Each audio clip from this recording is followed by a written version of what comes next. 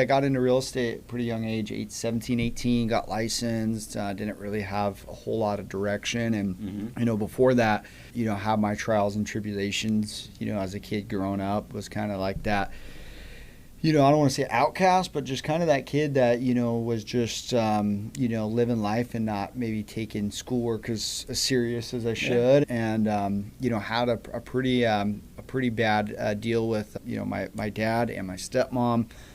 When I was 17, they both got murdered. Wow. Yeah, so that was like my junior going into senior year of high school. And that was big, as a 17-year-old kid, man, like your parents are your world, and How old are you now?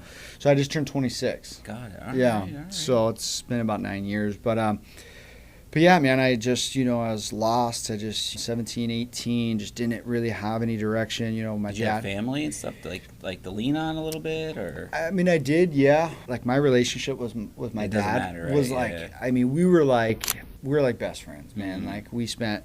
My dad took me everywhere. I love that you took your son into, when you did Yeah. our podcast. Yeah.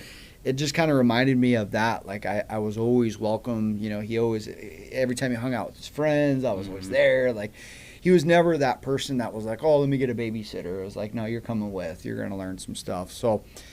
Man, a lot of my success, I owe it to him and just his leadership and mentoring at a young age. But going into senior year, just didn't really have that direction. So luckily, I kind of stumbled into sales and didn't go to college. And I actually studied, there's a local dealership here called Ride Now Power Sports. Mm-hmm. It's like a motorcycle dealership. And I studied all about that company and went in there at 18 and was trying to get a job in the front of the house, they call it, like the sales department. And a lot of the guys my age were going into service or lot tech and kind of trying to build in and luckily I got an opportunity to jump straight into sales at 18 and ended up running a small team over there for a few years and then got recruited out of that position and got into door to door.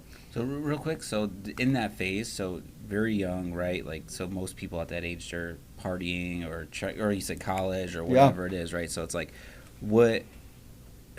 so obviously you said your dad gave you leadership or mentorship, right? Was he in business? No. Or any sort? Or no, he just was good father figure? Yeah, he was just Awesome. a good father figure. He was a pilot. Oh, awesome. So Yeah. So I'm thinking like to go be a go-getter and like I studied this company. Yeah. And like that's where I'm getting at. Yeah. Like what made you say like I have to study this company. I gotta go try to get a job and sell. Like what and push that. It's really just out of necessity, man. Yeah. You take Mhm. a 17, 18-year-old kid that's got no direction. I mean, I've been on my own literally since 17, 18, and it's a young age to really be learning not only about yourself, but then also have that pressure of, growing up like overnight, like, okay, hey, now it's rent and electric bills and insurance and, gas. And so it was really just out of necessity. I had to, and that's why I did it.